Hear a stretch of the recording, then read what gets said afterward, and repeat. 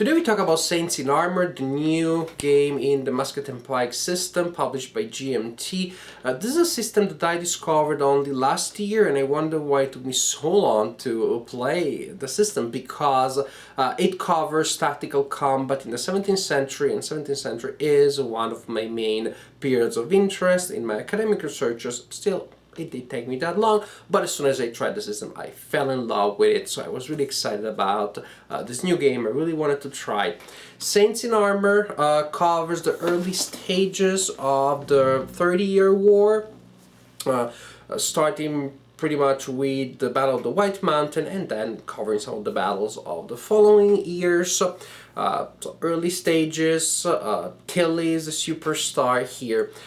This is the Saints in Armor presents you with several battles that do not add much in terms of extra rules that you have to learn in order to play those battles. So just to give an overview of some of these modifications, for example, you have a new type of unit, the Croat Cavalry, which works as a hybrid between cavalry and light infantry. A lot of little details that you have to remember about these units, but you do not have actually to use those extra rules. The playbook tells you that those specific rules about Croat Cavalry are optional. If you want that extra level of detail, then you can have it, otherwise you can just disregard those rules. So interestingly enough, some of the rules will reduce the complexity of the system. That is, some of the modifications will take away some of the standard rules, will make them ineffective. For example, in this game there's no salvo fire, so if you're teaching the game to a new player, you do not have to worry about teaching that aspect of the game. Also, artillery units cannot limber. They can unlimber if they enter the battlefield limbered, but once they unlimber, that's it. They cannot get back to be limbered, and that even though it doesn't reduce the number of rules that you have to know, it just takes away a factor that you have to worry about as the battle progresses. When should I limber these guns to move them here, move them there? Nope, you don't have to worry about that. That's not an option. So actually, because those are the modifications to the rules, but just to give you a general sense, I wanted to mention some. But in any case, I think that actually what is good here is that this could be a good game to teach a new player. It could be a good entry point to the system, precisely because not all of the standard rules of the system are used, and the things that are added are optional. For example, there's another rule about Protestant army commanders, but again, that is optional. In any case, let me show you how some of the battles in this set play. I'm not going to cover the basic rules, the basic concepts of the system, because I already did that in my review for Nothing Gained But Glory. So today we're going to talk about the battles in Saints in Armor. This is the map and the setup for the Battle of the White Mountain. Here you have the Protestant defenders that are ready to, well, to defend their position. They all start in received charge orders. If you use historical orders, which I always do, here you have the Catholic forces that are going to oppose them. The Protestants here have a very good position. One of their flanks is anchored against this wall here. This wall surrounds a park that was used for hunting by the Bohemian kings, and here you have the castle that is inside that park. Very good position. One of the flanks is open, but still not bad. The problem is that their enemies have a huge superiority in terms of combat effectiveness and, in particular, command. All wing commanders of the Protestants start on their finished side. That means that they won't be able to activate in turn 1, but the units will be able to react individually as normal. They have no army commander. Ouch, that's bad. But on that hand, the Catholics have two army commanders. One that will influence these units here, and another one that will be able to influence these other units here. Also, Something that is going to be a problem for the Protestants is how is the Transylvanian cavalry. These yellow units here, there's also one there stacked with another unit. These units are completely unreliable. It is unclear whether or not they will participate to the battle. During each turn, once per turn, the Protestant player can roll a die, 1d10. On a roll of 7 to 9, the Transylvanians decide to cooperate, and from that moment on, they can act normally for the rest of the game. 4 to 6, as a result, nothing happens. You can roll again next turn. 0 to 3, alas, that is bad because these guys simply say, well, thank you for the invitation, but I don't think we're going to stay. And they simply leave the battle. When they do that, they also give 10 victory points to the opponent. Historically, this battle was a crushing defeat for the Protestants, and that means that in order to win the game, the Catholic player needs to reproduce that result and to do very well. There are chances for the Catholic player actually to score extra victory points. For example, 20 victory points will be scored for occupation of that hex there, 20 victory points for that hex there, and 20 victory points for occupying a hex inside the park here. The wall that surrounds the park is impassable to cavalry units, but those walls can be climbed by infantry units. So, the Catholic player really needs to score a lot of points by routing enemy units, by occupying axes, and because of this I think that there is a chance for the Protestant player to still win the game while losing the battle, as it should happen historically. I haven't played this scenario yet, but I'm going to do that next, and then I'll let you know what I think either in my next segment or at the end of the video.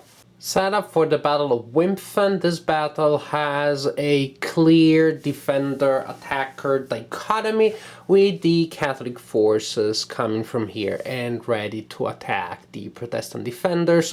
There is a main group of defenders here and then two smaller groups here. Couple of things are of notice here. This stream of water is swollen, it is impassable to all units, it can be crossed only using the little bridge that you see there. That of course will present a challenge for the Protestant player in case the Protestant player tries to retreat. These units belonging to the Catholic player start the game in formation shaken to represent the fact that they were completely taken aback by a cavalry charge that was launched by this group here, and of course this initial situation will encourage the Protestant player to try that charge. Here you have the pike wagon, a very good defensive device that will help the Protestant player. It gives penalties to fire from the outside to the inside, and a bonus for fire from the inside to the outside. There is a penalty also for close combat across, but that is mutual. The direction doesn't matter. Still, I believe it is a good defense right there. But the Protestant player has something else to worry about, which is, you see that group of wagons here? Well, that's a very dangerous, unstable element on the map, because one of those wagons may explode during the battle. If at the end of a turn there are at least two heavy infantry units adjacent to the pike wagon, then you roll a die, and on a result of 8 or 9, one of the wagons explodes. And there is a marker that you use. In that case, to represent the wagon that exploded, you roll a die to determine which wagon explodes, and the effect is pretty devastating. All units that are within 3 axes from the wagon that exploded will take a formation hit and will have to take a morale check. If they fail, they become morale broken and they're out 2 axes. As you can imagine, a wagon exploding in the middle of the area where the Protestant player is defending can be really devastating, can be spectacular, but it can be the defining event of the battle. That event alone can give so much advantage to the Catholic player that I don't know how I feel about that yet. So there's going to be so much reliance on that event. Of course, it is going to be part of the Catholic strategy to increase the chances that that event happens.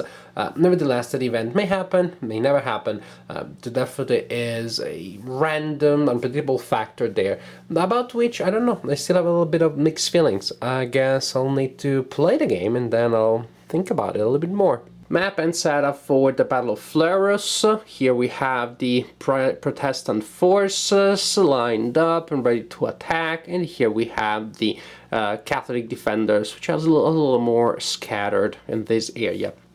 The Protestants slightly outnumber the Catholics, but the Catholics have several types of advantages.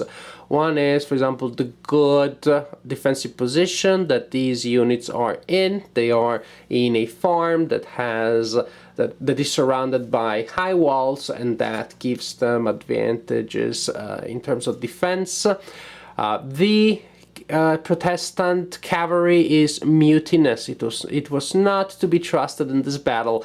They will refuse to move adjacent to enemy units unless they pass a morale check. That means that they may refuse to complete a charge the very last second. You may issue the order, but you do not know whether that is going to be followed or not. And also they have limitations when it comes to interception. In this scenario also there are victory points that are to be gained by the player who is the closest to these 4 hexes, these hexes marked with white stars. Those are objective hexes. The importance of those axes represents the attempt on the part of the Protestants to open a communication, to open a path for themselves to this area here. Because of this, the Protestants will try to reach that area and the Catholics will try to protect them. So actually in this scenario, the burden of the attack is on the Protestants, and I think that this will be a nice change of pace from the previous scenarios in which the Protestants were the defenders. Here you had the setup for the Battle of Stadtlohn. As you can see, only Protestant units start on the map. They are expecting an attack from the Catholics. They know the attack is coming. They have been pursued by the Catholic army, and the Catholics will enter from this area here in 3 waves in turns 1, 2, and 3, or later if the Catholic player so wishes. And even though the position of the Protestant is not all that bad, there is a marsh area here that protects one of their flanks, there are some ditches that offer some light protection. The problem is that the Protestant army that you see here on the map is a mess, simply a mess. Some units already start with morale shaken. Many of the men that formed this group here were just boys, under-trained or not trained at all, poorly equipped. Very bad situation. To reflect that, all heavy infantry units of the Protestant player that have a morale of 5 have a penalty in fire combat, and there is a reminder on the counter so that you will remember that these units are less effective than they should be, than they are expected to be. Also, in turn 1, the Protestant player must choose whether or not to have these 2 heavy infantry units flee or try to make a stand. For a more historical game, actually, you will have to force those units to flee. This reflects how these units at this point have very low morale due to the fact that they knew they had been left behind, pretty much to be sacrificed as a rear guard just to slow down the advance of the Catholics. Important element in the battle here is this convoy of wagons that the Protestant player is trying to get off the map from this edge here. And the Catholic player, of course, is trying to capture those wagons. Points will go to the Protestant player for each wagon that leaves the map, and points will go to the Catholic player for each wagon that is captured. The outcome of the battle is pretty much sealed, written in stone from here. The Protestant player really doesn't stand a chance. The Protestant army is likely to be entirely or almost entirely wiped off the map by the Catholic advance. The only hope really for the Protestant player is to rely on victory points, that is, at least to try to limit the Catholic victory, so that even though the battle will be lost by the Protestant troops, the Protestant player may still win the game. I loved the system before and I love it even more now. I really like these battles that you have here. I really like this new incarnation of the system. All the good things that I liked about Musket and Pike in Nothing Gained But Glory were here. I like them all. I do think that this could be an excellent entry point to the system because of what I said in introduction about the rules. There aren't many new things that you have to learn. You have to teach a new player. On top of that, these battles are fairly small. Each of them is fairly small. The role that the players take in the battles is pretty clear, so a new player would be able to figure out pretty much the main ideas of the battle, the main things that you have to do. Retreat, defend the position, try to attack in a certain way, a certain area, stuff like that. True is that the confrontations, the ones that I played, I haven't played all the battles in the set, but I played several of them.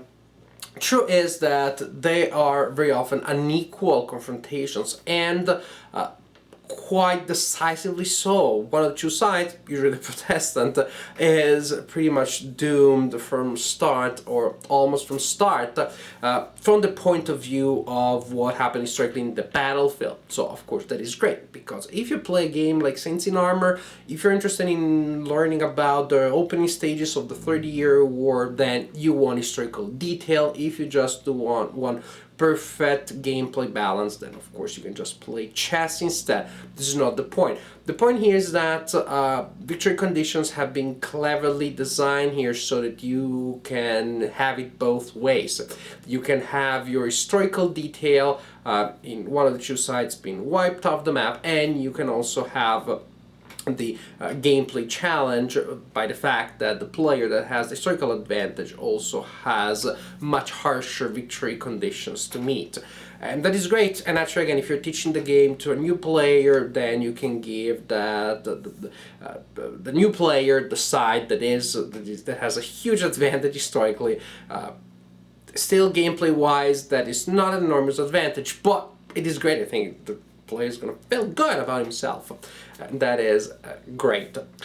Fun battles. I like the size of the battles, which is not too hard to manage. I like the variety. As I said, overall, the idea is that the Protestants are going to be bashed over and over again. And after a while, I started feeling sorry for them. But then I thought, oh, come on, just wait until Gustav Adolf comes in, hang in there. One day the Protestants will have their day. But clearly the opening stages of the 30-year war were pretty bad for them, were pretty tough.